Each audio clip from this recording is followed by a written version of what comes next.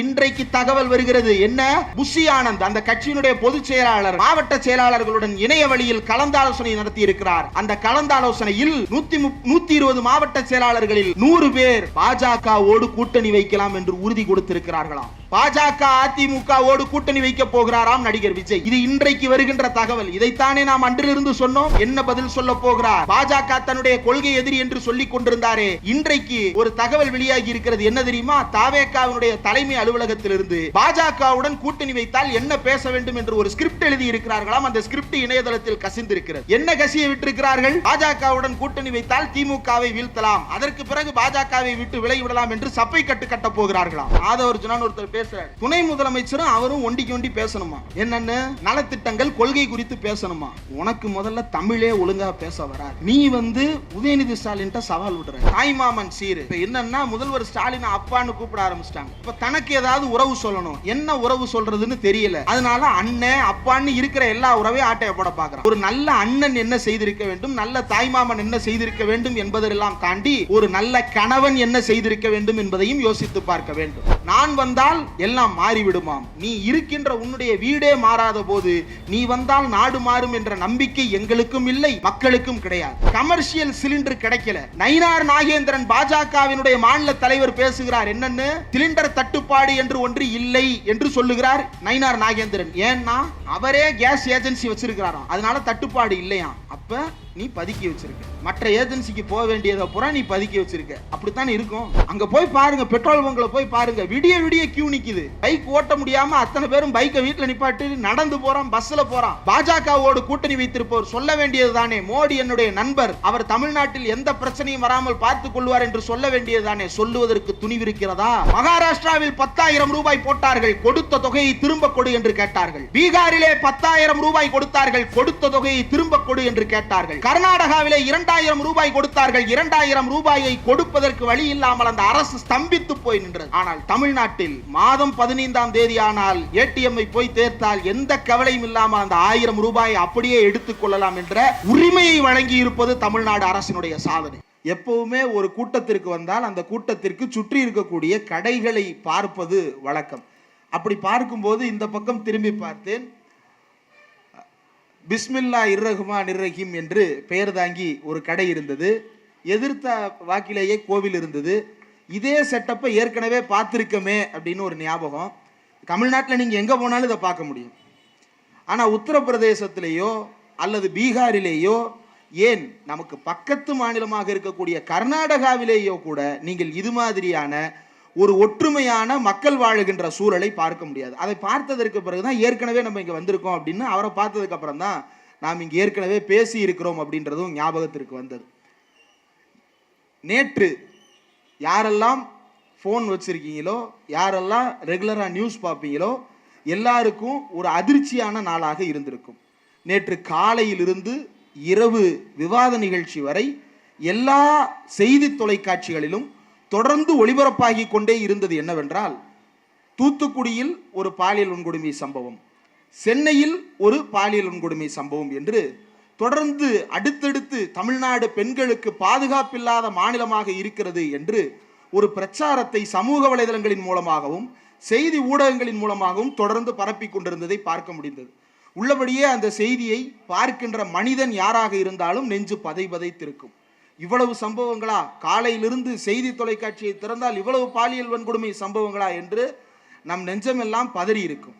அதில் சென்னையில் நடந்ததாக சொல்லப்பட்ட ஒரு சம்பவம் என்னவென்றால், திருச்சியிலிருந்து தன்னுடைய கல்லூரி ப்ராஜெக்டிற்காக சென்னைக்கு வந்த மாணவி ஒருவர் சில அடையாளம் தெரியாத நபர்களால் மிரட்டப்பட்டு கடத்தப்பட்டு பால்கொடுமை செய்யப்பட்டு அதற்கு பிறகு அவர் ஆஸ்பத்திரியில் அனுமதிக்கப்பட்டு அவர் ஆஸ்பத்திரியிலிருந்து வெளியே வரும்போது மீண்டும் அந்த கும்பல் அவரை மிரட்டி சென்றதாகவும் அந்த பெண் கம்ப்ளைண்ட் கொடுத்ததாகவும் நேற்று ஒரு செய்தி பரவிக்கொண்டே இருந்தது. அதே நேரத்தில் தூத்துக்குடியில் விளாத்திகுளம் பக்கத்தில் இருக்கக்கூடிய ஒரு பகுதியில் சிறுமி பாலியல் வன்கொடுமை, கண்டம் துண்டமாக வெட்டப்பட்ட நிலையில் உடல் கண்டெடுப்பு என்ற செய்தி. இந்த 2 செய்திகளும் வந்து கொண்டிருந்த நேரத்தில் நெஞ்சமெல்லாம் பதறி அங்கு இருக்கக்கூடிய தோழர்களிடமெல்லாம் விசாரித்து கொண்டிருந்த பொழுது அடுத்த ஒரு அரை மணி நேரத்தில் சென்னையில் நடைபெற்ற சம்பவம் பற்றி ஒரு அப்டேட் வந்தது, ஒரு நியூஸ் அப்டேட் வந்தது. அதே போல தூத்துக்குடியில் நடைபெற்ற சம்பவம் பற்றி ஒரு அப்டேட் வந்தது. என்னவென்று எடுத்து பார்த்தால், சென்னையில் அந்த மாணவி பாலியல் குற்றத்தில் தான் பாதிக்கப்பட்டதாக புகார் கொடுத்தார் இல்லையா, அப்படி ஒரு சம்பவம் நடக்கவே இல்லை என்றும் தனக்கு இருந்த மன அழுத்தத்தின் காரணமாக போலியான புகார் தெரிவித்ததாகவும் அந்த பெண் ஒப்புக்கொண்டார்.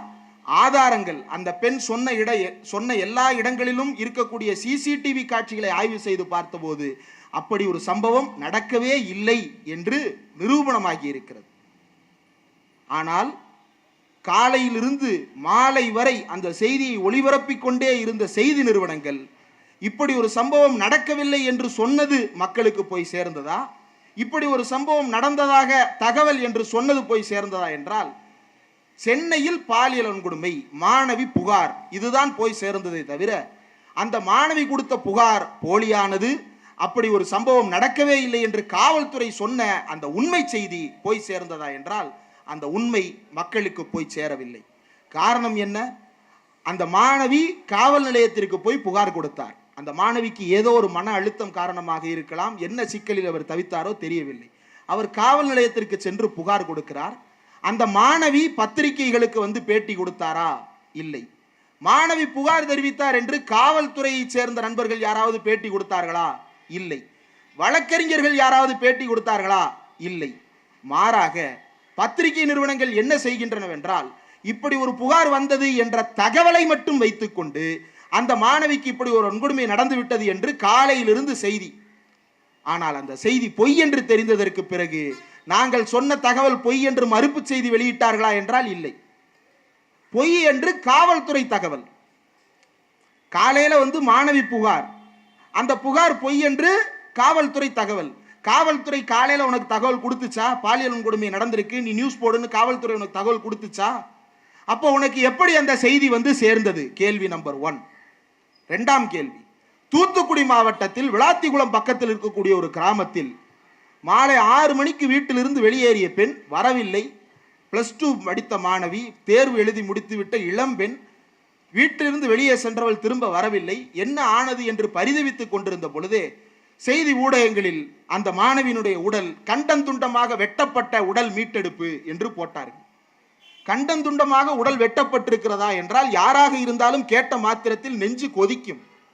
ஒரு 12ஆம் வகுப்பு மாணவியின் உடல் இப்படி சிதைக்கப்பட்டிருக்கிறதே என்று. அந்த மாணவி இறந்த நிலையில் தான் கண்டெடுக்கப்பட்டார். அந்த மாணவி அங்கு இறந்த நிலையில் தான் பெற்றோரால் இறந்ததற்கு பிறகு கண்டெடுக்கப்பட்டார். எப்படி இருந்தாலும் அந்த சம்பவம் குறித்து தமிழ்நாடு அரசு உடனடியாக கவனம் கொடுத்து அதை கண்டறிய வேண்டும். இன்றைக்கு நாடாளுமன்ற உறுப்பினர் கனிமொழி அவர்கள் நேரடியாக அந்த மாணவியினுடைய வீட்டுக்கே சென்று அவர்களுக்கு வாக்குறுதி கொடுத்திருக்கிறார். அந்த பகுதியினுடைய சட்டப்பேரவை உறுப்பினரும் பொறுப்பு அமைச்சராகவும் இருக்கக்கூடிய கீதா ஜீவன் அவர்கள் நேரில் போயிருக்கிறார். யாரும் வீட்டுக்குள் உட்கார்ந்து கொண்டு அறிக்கை விடவில்லை, நேரடியாக அந்த பெண்ணுடைய வீட்டிற்கே போயிருக்கிறார்கள். ஆனால் செய்தி ஊடகங்களில் அந்த காலையில் வந்த செய்தி என்ன? கண்டந்துண்டமாக வெட்டப்பட்ட மாணவியின் உடல். அப்படியே கட் பண்ணா அவங்க அப்பா என்ன பேட்டி கொடுத்திருக்கிறார் என்றால், மாணவியின் உடலை கண்டெடுத்து நாங்கள் தான் தூக்கி வந்தோம், கண்டந்துண்டமாக வெட்டப்பட்ட உடலை எப்படி அவர்கள் தூக்கி இருக்க முடியும்? அதற்கு பிறகு காவல்துறை வெளிப்படையாக ஒரு அறிக்கையை வெளியிடுகிறது. என்னவென்றால், மாணவியின் உடல் கண்டந்துண்டமாக வெட்டப்பட்டது என்று பரவிய செய்தி பொய்யானது. அப்படி என்றால் அந்த மாணவிக்கு என்ன நடந்தது? அந்த மாணவிக்கு கழுத்து எலும்பும் தொண்டை எலும்பும் உடைந்திருக்கிறது என்றால் கழுத்து நெரிக்கப்பட்டு அவர் கொலை செய்யப்பட்டிருக்கிறார். அதை பார்த்த மாத்திரத்தில் நம்மால் சொல்ல முடியும். பாலியல் வன்கொடுமை நடந்தது என்பதை பார்த்த மாத்திரத்தில் ஒருவரால் சொல்ல முடியுமா? ஒரு இறந்து கிடக்கின்ற பிணத்தை பார்த்து பாலியல் வன்கொடுமை செய்யப்பட்டிருக்கிறார் என்று யாராலாவது கண்டுபிடித்து சொல்ல முடியுமா? அதற்கு பிறகு அந்த மாணவியினுடைய உடல் உடற்கூறாய்வில் இருக்கிறது. இன்னும் முழுமையான தகவல்கள் வெளிவரவில்லை. ஆனால் அதற்குள் நேற்று வந்த செய்திகள் பாலியல் வன்கொடுமை செய்யப்பட்டு கண்டந்துண்டமாக வெட்டப்பட்டு. இந்த 2 தகவல்களையும் அந்த பெற்றோர் உங்களுக்கு சொன்னார்களா? அந்த பெற்றோர் சொல்லவில்லை. கண்டந்துண்டமாக எங்களுடைய பெண்ணின் உடல் சிதைக்கப்பட்டிருக்கிறது, வெட்டப்பட்டிருக்கிறது என்று அந்த பெற்றோர் சொன்னார்களா என்றால் சொல்லவில்லை. பாலியல் வன்கொடுமை செய்யப்பட்டிருக்கலாமா என்றால் சந்தேகம். அதை யார் உத்தரவாதப்படுத்த வேண்டும்? டாக்டர்கள் உத்தரவாதப்படுத்த வேண்டும். ஆனால் காலையில் இந்த செய்தி வரும்போதே பாலியல் வன்கொடுமை செய்யப்பட்டு கண்டந்துண்டமாக வெட்டப்பட்ட பள்ளிக்கூட மாணவி என்றுதான் செய்தி வருகிறது. இப்ப கண்டந்துண்டமாக வெட்டப்படவில்லை என்பது பிறகு காவல்துறையினுடைய விளக்கத்தில் உடற்கூறு ஆய்வில் தெரிய வருகிறது. இப்போது கண்டந்துண்டமாக வெட்டப்பட்ட உடல் என்று வெளியிட்ட செய்தி ஊடகங்கள் யாராவது மறுப்பு தெரிவிக்கவோ மன்னிப்பு கேட்கவோ செய்திருக்கிறார்களா என்றால் இல்லை. ஏன்? யாருமே சொல்லாத ஒரு தகவலை நீங்கள் எப்படி வெளியிட்டீர்கள்? கேள்வி ஒன்று, சென்னையில் பாலியல் வன்கொடுமை என்று வந்த செய்தி அந்த மாணவி உங்களுக்கு சொல்லவில்லை, அந்த காவல்துறை உங்களுக்கு சொல்லவில்லை.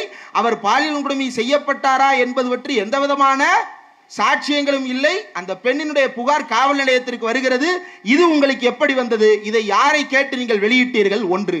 இரண்டாவது, தூத்துக்குடியில் நடக்காததை நடந்ததாக அல்லது நடந்ததாக உறுதிப்படாததை நடந்ததாக சொல்லுவதற்கு உங்களுக்கு எப்படி செய்தி கிடைத்தது? இந்த இரண்டு கேள்விகளையும் எடுத்து பார்த்தால், நாம் இந்தியா முழுவதும் என்ன நடக்கிறது என்பதை சற்று யோசித்து பார்த்தால் இந்த இரண்டு கேள்விகளுக்கும் விடை கிடைக்கும். 2012ஆம் ஆண்டு 13ஆம் ஆண்டுகளில் உத்தரப்பிரதேசத்தில் இருக்கக்கூடிய முசாஃபர் நகர் என்ற பகுதி, அந்த முசாஃபர் நகரில் என்ன நடந்தது என்றால், இந்துக்களுக்கும் முஸ்லிம்களுக்கும் கடுமையான சண்டை. அந்த சண்டையில் 13க்கும் மேற்பட்டோர் கொல்லப்பட்டிருக்கிறார்கள், 50க்கும் மேற்பட்டோர் படுகாயமடைந்திருக்கிறார்கள், பல பேர் சித்திரவதைக்கு ஆளாக்கப்பட்டிருக்கிறார்கள். எதற்காக முசாஃபர் நகர் உத்தரப்பிரதேசத்தில் இந்துக்களுக்கும் முஸ்லிம்களுக்கும் இப்படி ஒரு வெட்டுக்குத்து நடந்தது என்று எடுத்து பார்த்தால், ஒரு இந்து பெண்ணை 2 இஸ்லாமியர்கள் சேர்ந்து வம்பிழுத்ததாகவும் காதலிப்பதாக வற்புறுத்தியதாகவும் அதற்கு நீதி கேட்பதற்காக அந்த இந்து பெண்ணினுடைய வீட்டார் போனதாகவும், அந்த இந்து பெண்ணின் வீட்டார் நீதி கேட்க போன போது அந்த இஸ்லாமியர்கள் அவர்களை தாக்கியதாகவும் செய்தி பரப்பி, அந்த செய்தியின் மூலமாக இவ்வளவு பெரிய கலவரம், 10க்கும் மேற்பட்டோர் படுகொலை அந்த கலவரத்தில்.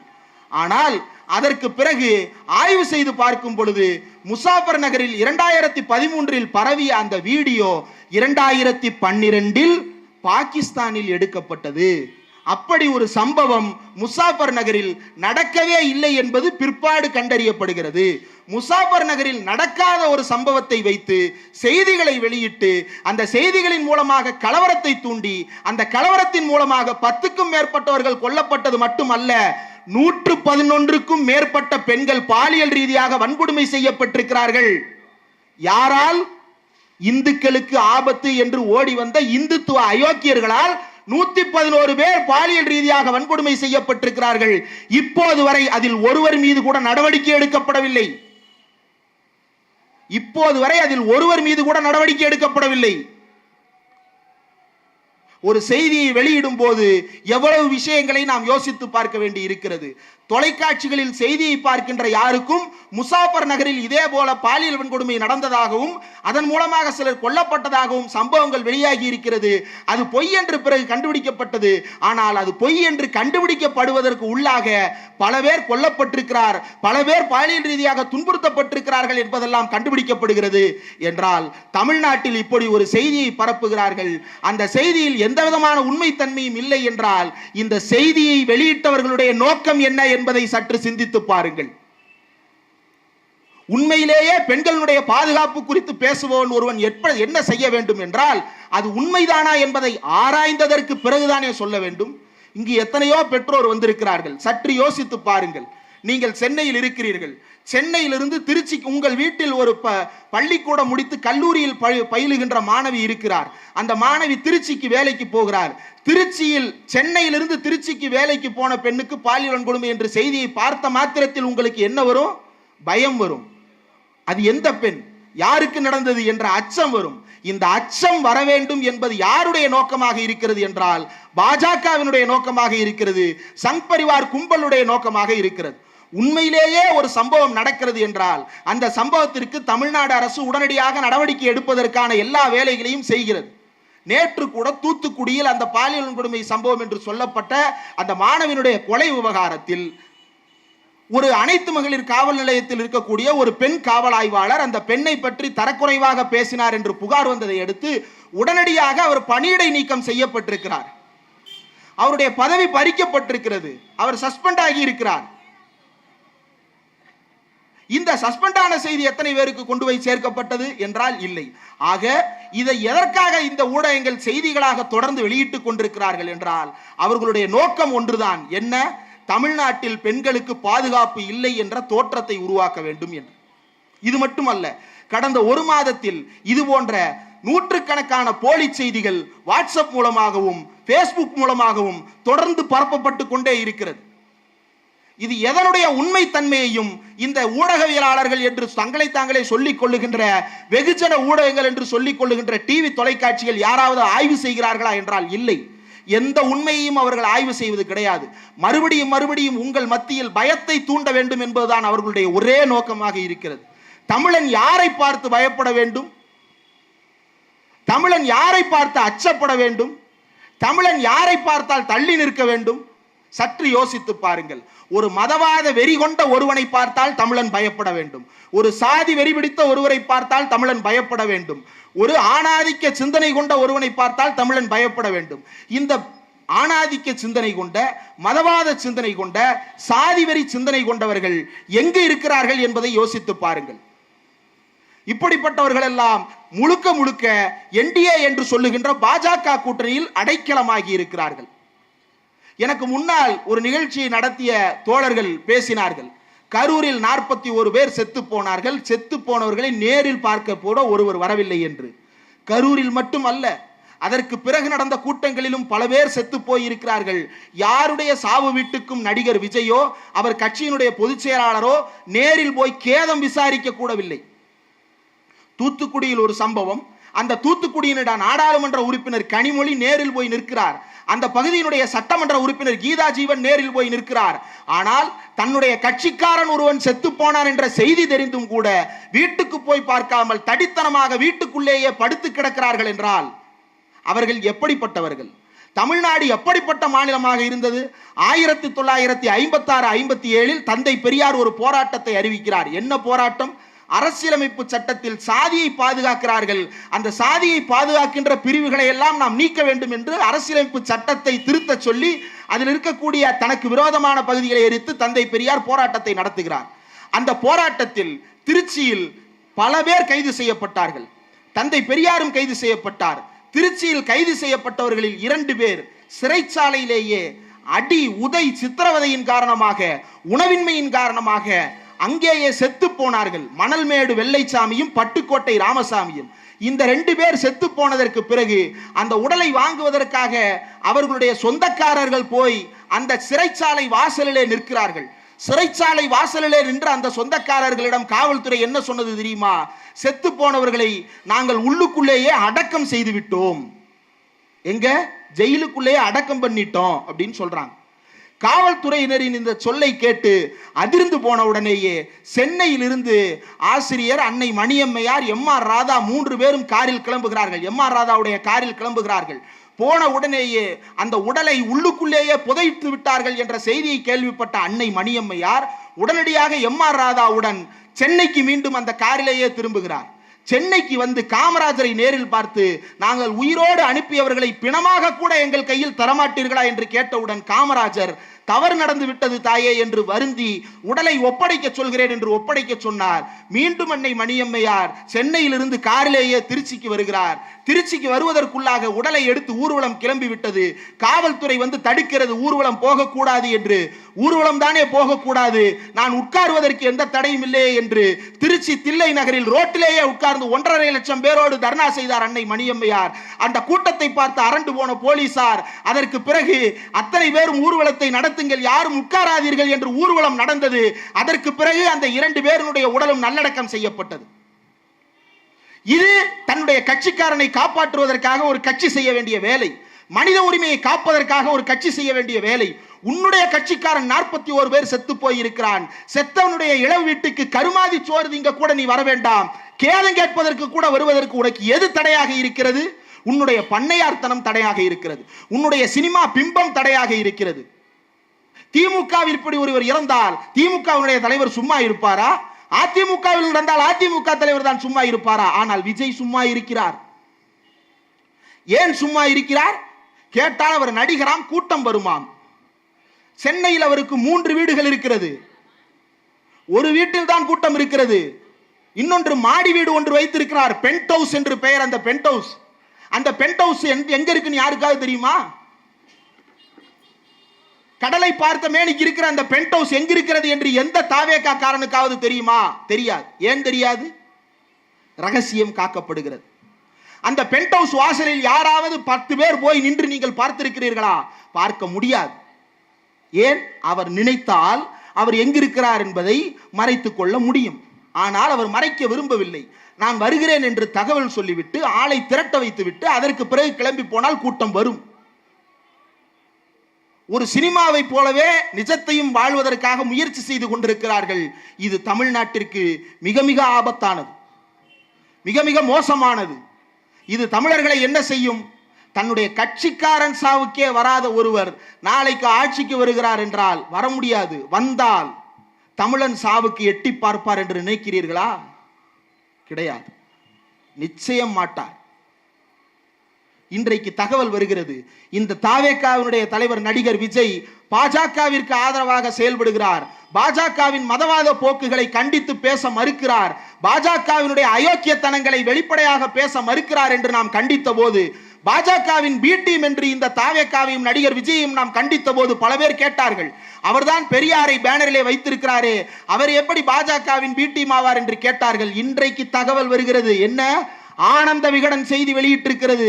என்ன? புஷி ஆனந்த் அந்த கட்சியினுடைய பொதுச் செயலாளர் மாவட்ட செயலாளர்களுடன் இணைய வழியில் கலந்தாலோசனை நடத்தி இருக்கிறார். அந்த கலந்தாலோசனையில் 120 மாவட்ட செயலாளர்களில் 100 பேர் பாஜகவோடு கூட்டணி வைக்கலாம் என்று உறுதி கொடுத்திருக்கிறார்களாம். பாஜக அதிமுகவோடு கூட்டணி வைக்க போகிறாராம் நடிகர் விஜய். இது இன்றைக்கு வருகின்ற தகவல். இதைத்தானே நாம் அன்றிலிருந்து சொன்னோம். திமுக பாஜகவுடன் கூட்டணி என்று எவனாவது செய்தி எழுத முடியுமா?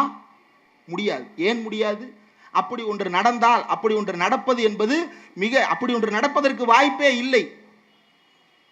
சூரியனும் சந்திரனும் ஒரே திசையில் உதிப்பது போல அது எப்படி உதிக்கும்? சூரியன் மறைவுக்கு பிறகுதான் நிலவு தெரியும்.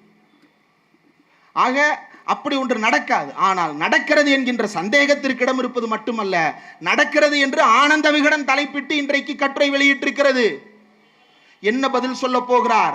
பாஜக தன்னுடைய கொள்கை எதிரி என்று சொல்லிக் கொண்டிருந்தாரே, இன்றைக்கு ஒரு தகவல் வெளியாகி இருக்கிறது. என்ன தெரியுமா? தாவேகாவினுடைய தலைமை அலுவலகத்திலிருந்து பாஜகவுடன் கூட்டணி வைத்தால் என்ன பேச வேண்டும் என்று ஒரு ஸ்கிரிப்ட் எழுதி இருக்கிறார்களாம். அந்த ஸ்கிரிப்ட் இணையதளத்தில் கசிந்திருக்கிறது. என்ன கசிய விட்டிருக்கிறார்கள்? பாஜகவுடன் கூட்டணி வைத்தால் திமுகவை வீழ்த்தலாம், அதற்கு பிறகு பாஜகவை விட்டு விலகிவிடலாம் என்று சப்பை கட்டு கட்டப் போகிறார்களாம். தயவு செய்து தமிழர்கள் யோசித்து பார்க்க வேண்டும். ஏன் பாஜகவை வெறுக்கிறோம்? ஏன் பாஜகவுடன் கூட்டணி வைத்திருக்கிற யாரையும், ஏன் பாஜகவை விமர்சிக்காத யாரையும் நாம் ஆதரிக்க கூடாது என்று சற்று யோசித்து பார்க்க வேண்டும். முசாஃபர் நகரில் நடந்த கலவரம் என்று சொன்னேனே, அந்த கலவரத்தை நடத்தியது பாஜக காரர்கள்.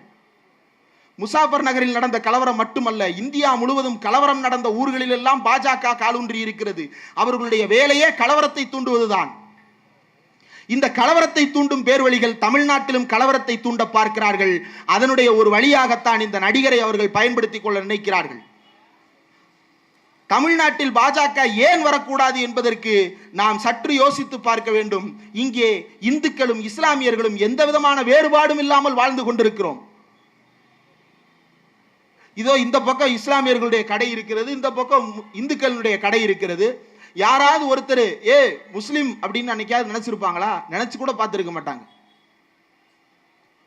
ரம்ஜான் வந்தா தான் பக்கத்து வீட்டில் முஸ்லீம் இருக்கிறாருன்றதே அவனுக்கு நினைவுக்கு வரும். மற்ற நாள் அண்ணனாவும் மாமனாவும் மச்சானாவும் தான் அவன் இருக்கானே தவிர முஸ்லீமா என்னைக்கு அவன் நின்னது கிடையாது.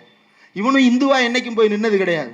ரெண்டு பேரும் மனுஷனா வாழ்றதுக்கான இடமாக தமிழ்நாடு இருக்கிறது என்றால் அதற்கு காரணம் தந்தை பெரியார், அதற்கு காரணம் இன்றைக்கு நடக்கின்ற முதலமைச்சர் ஸ்டாலின் தலைமையிலான திமுக ஆட்சி.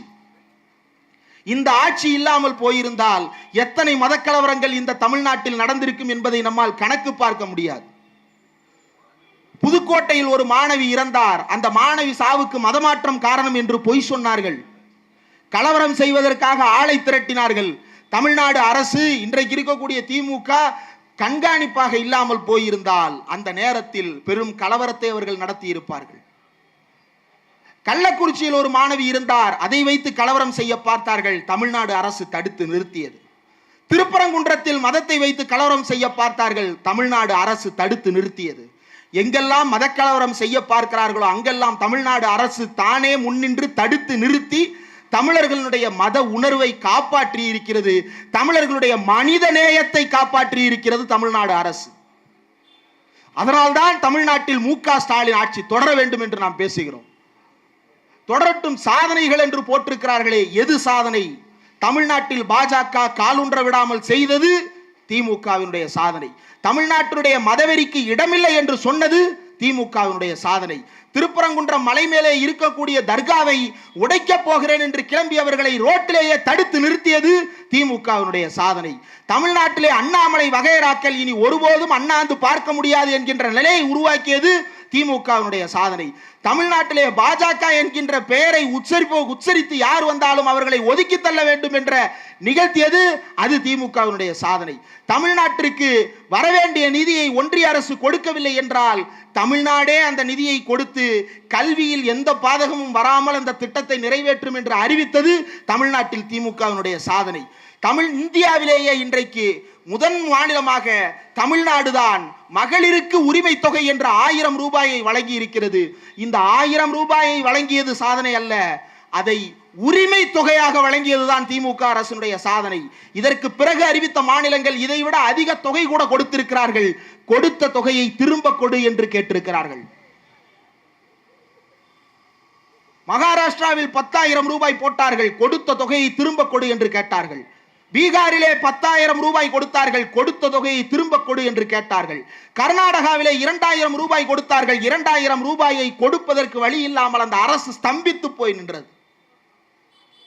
ஆனால் தமிழ்நாட்டில் மாதம் 15ஆம் தேதி ஆனால் ஏடிஎம்ஐ போய் தேர்த்தால் எந்த கவலையும் இல்லாமல் அந்த 1000 ரூபாயை அப்படியே எடுத்துக் கொள்ளலாம் என்ற உரிமையை வழங்கி இருப்பது தமிழ்நாடு அரசினுடைய சாதனை. இன்றைக்கு மதுரைக்கு பக்கத்தில் இருக்கக்கூடிய கிராமத்தை சேர்ந்த ஒரு மாணவி அகில இந்திய அளவில் சென்ட்ரல் கவர்மெண்ட் ஜாப்னு சொல்லக்கூடிய IAS IPS போன்ற பதவிகளில் தமிழனுக்கு இடமே இல்லை என்று கதறிக்கொண்டிருந்த காலத்தில் அகில இந்திய அளவில் 2வது இடம் பெற்று சாதனை படைத்திருக்கிறார்.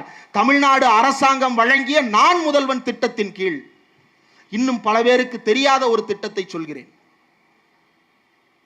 பெற்றோர் இல்லாத குழந்தைகளை நாம் பார்த்திருப்போம், அப்பா இல்லாத குழந்தையை நாம் பார்த்திருப்போம், அம்மா இல்லாத குழந்தையை நாம் பார்த்திருப்போம். அம்மாவோ அப்பாவோ அல்லது அம்மா அப்பா 2 பேருமோ இல்லாத குழந்தைகளினுடைய படிப்பு செலவு முழுவதையும் தமிழ்நாடு அரசு ஏற்றுக்கொள்ளும் என்று அறிவித்தது மட்டுமல்ல, இன்றைக்கும் அதிகபட்சமாக கிட்டத்தட்ட 10 லட்சம் ரூபாய் வரை செலவு செய்து அந்த மாணவர்கள் படிப்பதற்கு தேவையான எல்லா உதவிகளையும் தமிழ்நாடு அரசு செய்கிறது. எப்படி செய்கிறது? என்னுடைய அப்பா இருக்கிறார், என்னுடைய அப்பா நான் கல்லூரியில் சேரும்போது நான் இந்த கல்லூரியில் சேரணும்னு நினைச்சேன்னா எங்கள் அப்பா அந்த கல்லூரியில் சேர்த்து விடுவார். அப்படி சேர்க்கறதுக்கு எங்கள் அப்பாவால் முடியலைன்னா என்கிட்ட வந்து பேசுவார், நான் எப்படியாவது சேர்த்து விடுங்கப்பான்னு கேட்பேன். அவரும் கஷ்டப்பட்டு பணத்தை பரட்டி அந்த காலேஜில் எனக்கு சீட்டு வாங்கி கொடுப்பாரு. நடக்கும்லம்மா, வீட்டில் இதுதான் நடக்குது. பிள்ளைங்க விரும்புகிறத படிக்க வைக்கணும்னு அப்பாக்கள் விரும்புகிறாங்கல்ல. அப்போ அப்பா இல்லாத குழந்தை என்ன செய்யும்?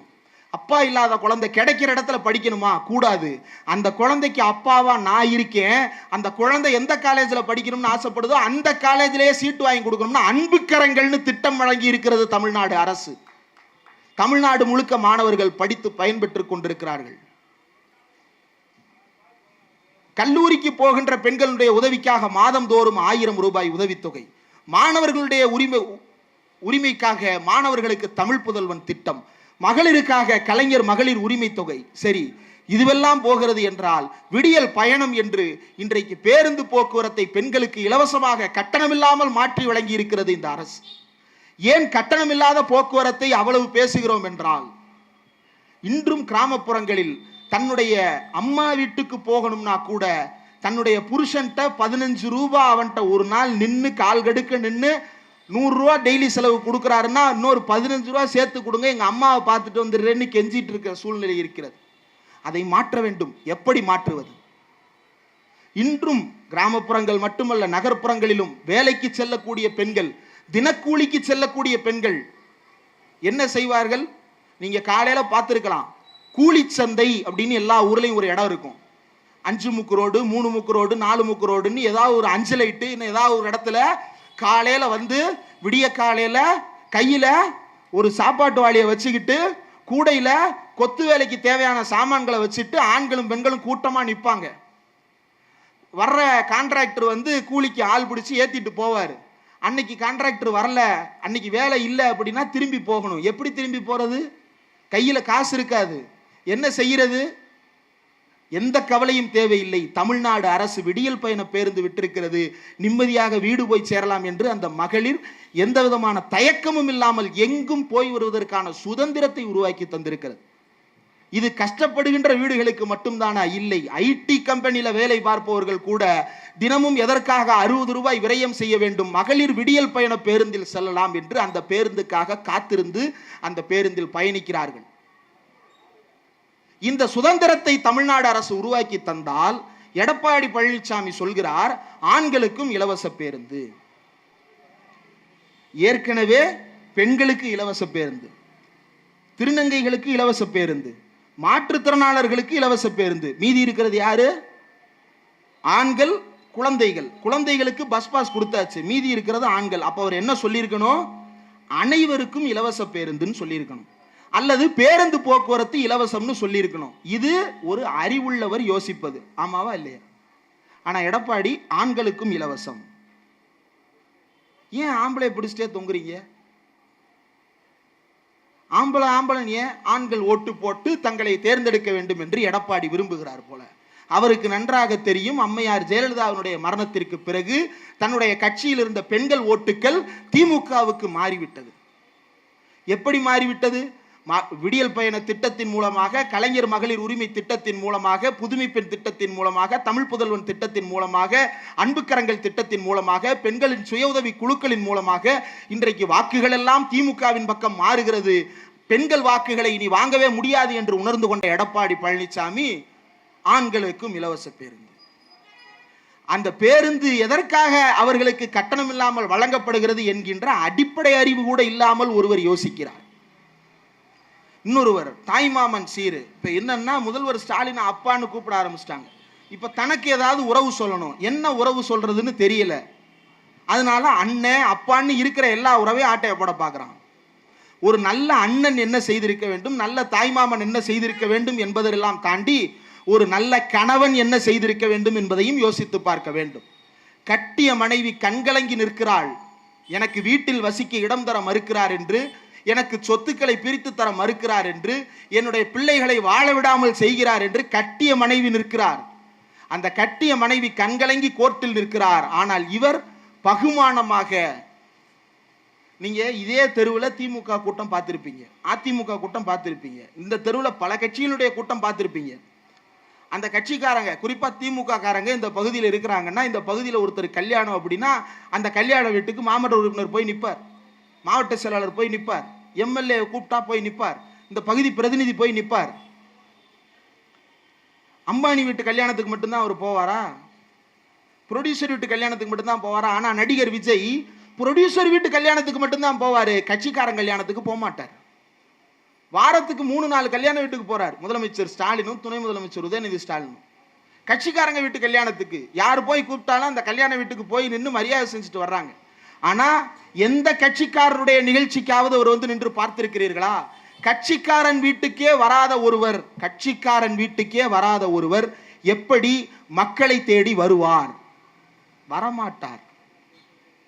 மக்களை தேடி வருபவர் அல்ல, சுற்றி இருப்பவர் அத்தனை பேரும் ஜூனியர் ஆர்டிஸ்டுகளாக அவர் நினைத்துக் கொண்டிருக்கிறார். ஆனால் மக்கள் என்பது அவருக்கு புரியவில்லை, புரியாது. ஏன்? அந்த சினிமா மூளை அவ்வளவுதான் யோசிக்கும்.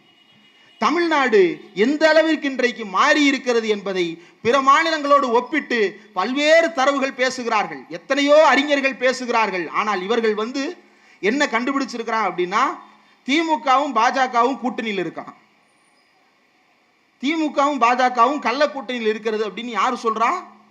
தாவேகாவுடைய நடிகர் விஜய் சொல்லுகிறார். தமிழ்நாட்டின் மீது ஒன்றிய அரசாங்கம் கல்விக்கு நிதி கொடுக்க மறுத்தது எவ்வளவு? 4000 கோடி. உள்ளாட்சி அமைப்புகளுக்கு நிதி தர மறுத்தது எவ்வளவு? 5000 கோடி. மெட்ரோ ரயில் திட்டத்திற்கு நிதி தர மறுத்தது எவ்வளவு? 68,000 கோடி. வெள்ள நிவாரண பணிகளுக்கு ஒன்றிய அரசு, பாஜக அரசு நிவாரணம் தர மறுத்தது எவ்வளவு? 1,00,000 கோடிக்கு மேல் நாம் கேட்டிருக்கிறோம். இப்போது வரை 100 கோடி கூட கொடுக்கவில்லை. இது எல்லாவற்றையும் எதிர்த்து தமிழ்நாடு அரசு சண்டை செய்து கொண்டிருக்கிறது. ஆனால் இவர் நோகாமல் வந்து என்ன சொல்லுவார்? நான் வந்தால் எல்லாம் மாறிவிடுமாம். நீ இருக்கின்ற உன்னுடைய வீடே மாறாத போது நீ வந்தால் நாடு மாறும் என்ற நம்பிக்கை எங்களுக்கும் இல்லை, மக்களுக்கும் கிடையாது. தன்னுடைய வாழ்க்கை எப்படி இருக்க வேண்டும் என்பதையே தெரியாத ஒருவர், தன்னுடைய கட்சி எப்படி இருக்கிறது என்பதையே தெரியாத ஒருவர், இந்த நாடு எப்படி இருக்க வேண்டும் என்று எப்படி அவருக்கு தெரியும்? சரி, இவரை விடுவோம். தமிழ்நாட்டினுடைய பிரதான எதிர்க்கட்சி என்று சொல்லுகிறார் எடப்பாடி பழனிசாமி அவர்கள். அதிமுகவோடு கூட்டணியில் இருக்கிறது பாஜக. மோடி எனக்கு நெருங்கிய நண்பர் என்றெல்லாம், மோடி எங்கள் டாடி என்றெல்லாம் பேசுகிறார்கள் அதிமுக காரர்கள். இங்க இருக்கக்கூடிய டீ கடைகளில் கேட்டு பாருங்கள், கமர்ஷியல் சிலிண்டர் கிடைக்கல. கமர்ஷியல் சிலிண்டர் ஏன் கிடைக்கல அப்படின்னா தட்டுப்பாடு. ஏன் தட்டுப்பாடு? ஈரான்ல போர் நடக்குது, அதனால தட்டுப்பாடு. யாரு சரி செய்யணும்? ஒன்றிய அரசாங்கம் சரி செய்யணும். கூட்டணியில் தானே இருக்கிறார் எடப்பாடி பழனிசாமி. மோடியிடம் சொல்லி தமிழ்நாட்டில் சிலிண்டர் தட்டுப்பாடு இல்லாமல் தேவைப்படும் இடங்களுக்கெல்லாம் சிலிண்டரை கொண்டு போய் தாருங்கள் என்று சொல்லி இருக்கலாமே. நயினார் நாகேந்திரன் பாஜகவினுடைய மாநில தலைவர் பேசுகிறார், என்னன்னு சிலிண்டர் தட்டுப்பாடு என்று ஒன்று இல்லை என்று சொல்லுகிறார் நயினார் நாகேந்திரன். ஏன்னா அவரே கேஸ் ஏஜென்சி வச்சிருக்கிறாராம். யாரு? நயினார் நாகேந்திரனே கேஸ் ஏஜென்சி வச்சிருக்கிறாராம். அதனால தட்டுப்பாடு இல்லையா? அப்ப நீ பதுக்கி வச்சிருக்க, மற்ற ஏஜென்சிக்கு போக வேண்டியதை பூரா நீ பதுக்கி வச்சிருக்க. அப்படித்தானே இருக்கும். இல்லைன்னா உன்ட்ட எப்படி அவ்வளவு சிலிண்டர் இருக்கும்? அப்ப நீ போய் சொல்றியா? அங்க போய் பாருங்க, பெட்ரோல் பங்க்ல போய் பாருங்க, விடிய விடிய கியூ நிக்குது. பைக் ஓட்ட முடியாம அத்தனை பேரும் பைக்கை வீட்டில் நிப்பாட்டு நடந்து போறான், பஸ்ல போறான்.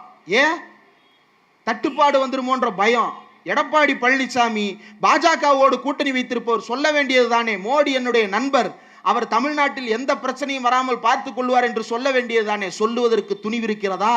முடியாது. ஏனென்றால் பாஜகவும் அதிமுகவும் சேர்ந்து நடக்கின்ற மாநாட்டிலேயே எடப்பாடி பழனிசாமியினுடைய படம் கூட கிடையாது.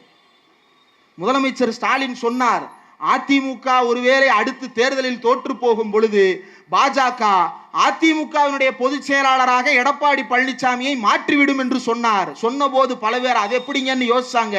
அவர் சொல்லி விடியல, மறுநாளே பாஜக நடத்துற கூட்டத்தில் கூட்டணி கட்சியினுடைய தலைவர் எடப்பாடி பழனிசாமி படம் இல்லை.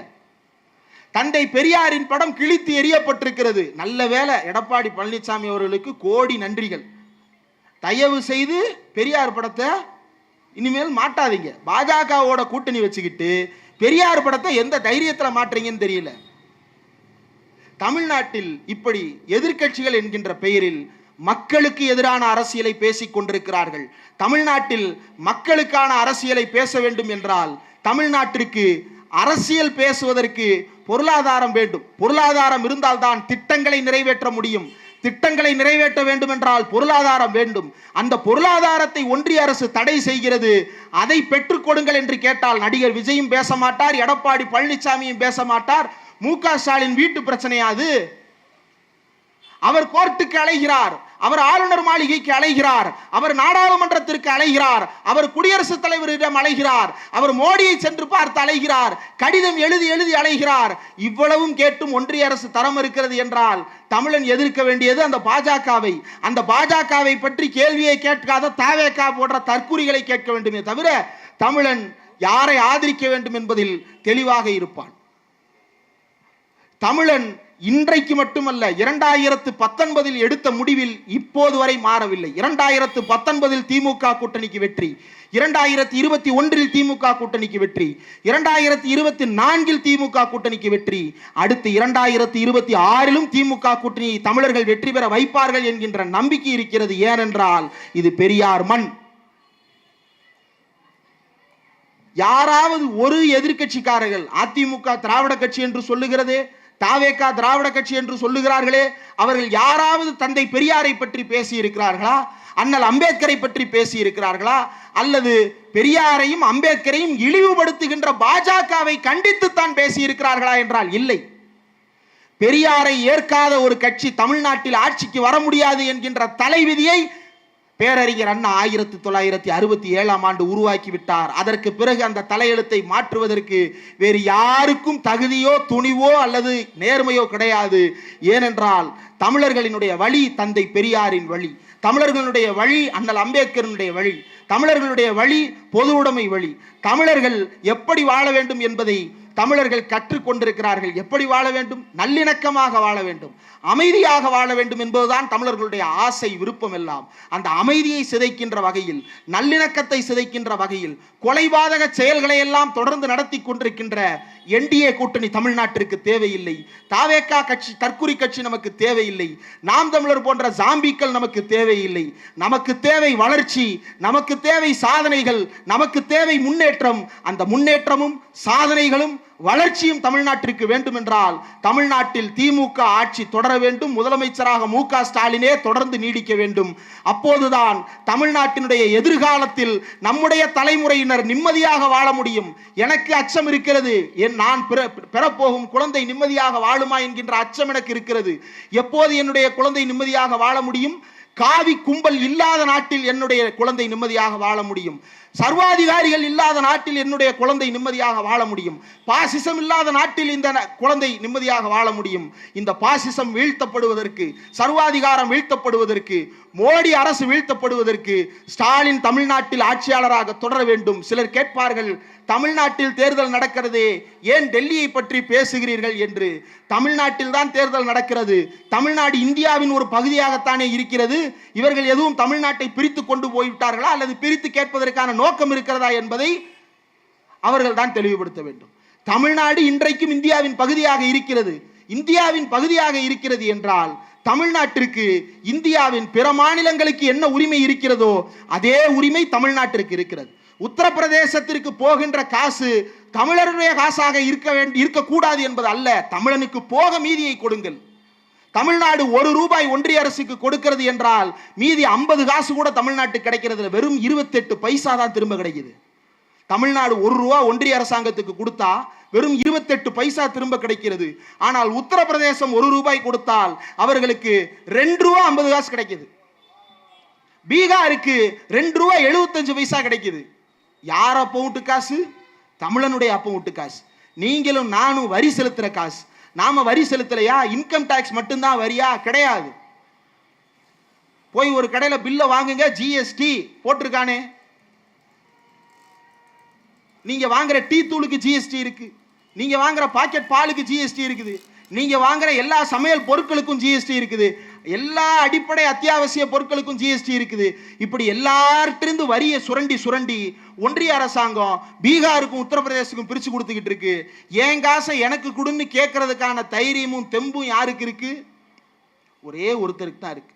சிலர் கேட்கிறான், ஒன்றிய அரசாங்கத்தோட நட்பா இருந்து வாங்கிக்கங்க. எடப்பாடி சொல்றாரு, ஒன்றிய அரசாங்கம் கொடுக்கிற இடத்துல இருக்குதுங்க, நாம வாங்குற இடத்துல இருக்கிறோமுங்க, நீங்க கேட்கிற மாதிரி கேட்டு வாங்குற மாதிரி வாங்கணுங்க.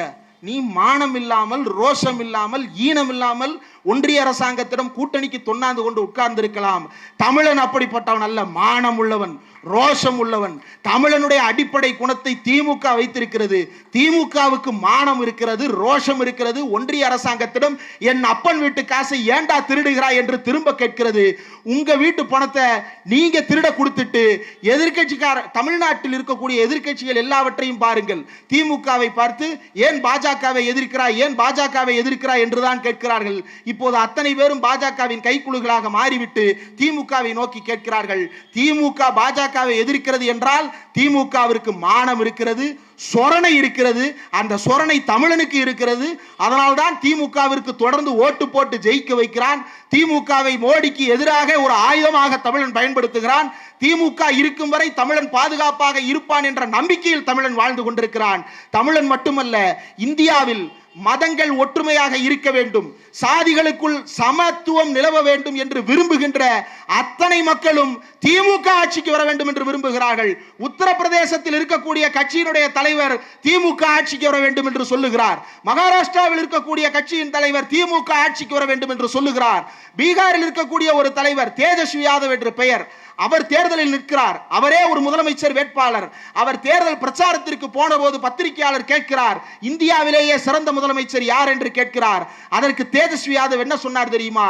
இந்தியாவின் சிறந்த முதலமைச்சர் மு.க. ஸ்டாலின் தான் என்பதில் எந்த சந்தேகமும் தேவையில்லை என்று அவரே ஒரு முதலமைச்சர் வேட்பாளராக நிற்கின்ற களத்தில் தமிழ்நாடு முதலமைச்சர் மு க ஸ்டாலினை சுட்டிக்காட்டி பேசுகிறார் என்றால் இந்தியாவின் நம்பிக்கையாக மு க ஸ்டாலின் மாறி இருக்கிறார். இந்தியாவின் நம்பிக்கையாக தமிழ்நாட்டில் சனாதனத்தை எதிர்த்து நிலைநிறுத்தி, சனாதனத்தை எதிர்த்து சமத்துவத்தை நிலைநிறுத்துவதற்கான குரலாக உதயநிதி ஸ்டாலின் ஒலிக்கிறார். இன்னைக்கு பேசுறாரு யாரு, ஆதவ அர்ஜுனான்னு ஒருத்தர் பேசுறாரு. முடிச்சிரு. ஆதவ அர்ஜுனான்னு ஒருத்தர் பேசுறாரு. துணை முதலமைச்சரும் அவரும் ஒண்டிக்கு ஒண்டி பேசணுமா? என்னன்னு நலத்திட்டங்கள் கொள்கை குறித்து பேசணுமா? உனக்கு முதல்ல தமிழே ஒழுங்கா பேச வராது. நீ உதயநிதி ஸ்டாலின் சவால் விடுற. அவர் யாரு? ஒன்றிய அரசாங்கம் பலம் வாய்ந்ததாக இருக்கிறது. மதத்தை பற்றி ஒரு கருத்து சொன்னாலே சிறையில் அடைக்கக்கூடிய அளவுக்கு ஒரு அரசு அசுரபலத்தோடு ஒன்றிய அரசாங்கத்தில் இருக்கிறது என்று தெரிந்தும் டெங்கு, மலேரியா, சிக்கன் குனியா கொசு போல சனாதனம் ஒழிக்கப்பட வேண்டும் என்று அவர் பேசினாரே, அப்படி ஒரு பேச்சை உன்னுடைய வாழ்நாளில் நினைத்து பார்க்க முடியாது. எழுதி கொடுத்த பேப்பரை பார்த்து படிப்பதை தவிர உனக்கு சொந்தமாக அறிவும் கிடையாது, சொந்தமாக எந்த கொள்கையும் கிடையாது.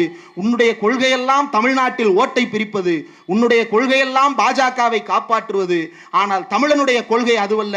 தமிழனுடைய கொள்கை நல்லெண்ணம், தமிழனுடைய கொள்கை அறம் சார்ந்தது, தமிழனுடைய கொள்கை சமத்துவம் சார்ந்தது. அந்த சமத்துவம் தொடர, சாதனைகள் தொடர, தமிழ்நாட்டில் முதலமைச்சராக முத்துவேல் கருணாநிதி ஸ்டாலின் அவர்களுடைய ஆட்சி தொடர வேண்டும் என்பதுதான் தமிழர்களுக்கு இருக்கின்ற ஒரே வாய்ப்பு. இந்தியாவை பாதுகாப்பதற்கு நமக்கு இருக்கக்கூடிய ஒரே வாய்ப்பு முதலமைச்சர் மு க ஸ்டாலின் தான் என்பதை மறந்து விடாதீர்கள் தமிழர்களே. இன்னும் கொஞ்சம் விட்டால் இந்தியாவில் இஸ்லாமியர்கள் வாழுவதற்கு தகுதியே இல்லை என்று இஸ்லாமியர்களை விரட்டி அடிப்பதற்காக சட்டத்தை கொண்டு வந்திருக்கிறது ஒன்றிய அரசு. இந்தியாவில் இருக்கக்கூடிய இஸ்லாமியர்களுடைய உடைமைகளை பறிப்பதற்கு சட்டம் கொண்டு வந்திருக்கிறது ஒன்றிய அரசு. இஸ்லாமியருடைய சொத்துக்களை பூரா பிடுங்கிக் கொண்டு, இஸ்லாமியருடைய வாழ்க்கையை பூரா பறித்துக் கொண்டு இந்துக்களை மட்டும் அவன் வாழ விடுவான் என்று நினைக்கிறீர்களா? உங்களை எல்லாம் அதானிக்கும் அம்பானிக்கும் விற்று விடுவான். அப்படிப்பட்ட நாடாக இந்தியாவை மாற்றுவதற்கு இந்த ஒன்றிய அரசாங்கமும் மோடி அரசாங்கம் துடித்துக் கொண்டிருக்கிறது. அந்த மோடியிடமிருந்து இந்தியாவை காப்பதற்கு, அந்த மோடியிடமிருந்து இந்தியர்களாகிய தமிழர்களை காப்பதற்கு இன்றைக்கு நமக்கு இருக்கக்கூடிய ஒரே வாய்ப்பு, ஒரே தலைவர் மு க ஸ்டாலின் தான். அவருடைய ஆட்சி தொடரட்டும், சாதனைகள் தொடரட்டும் என்று கூறி விடைபெறுகிறேன். தமிழர்கள் மறந்துவிட வேண்டாம், உங்கள் வாக்கு இந்தியா கூட்டணி என்று சொல்லப்படுகின்ற மதசார்பற்ற முற்போக்கு கூட்டணிக்கே என்பதை மனதில் நிறுத்திக் கொள்ளுங்கள். நன்றி.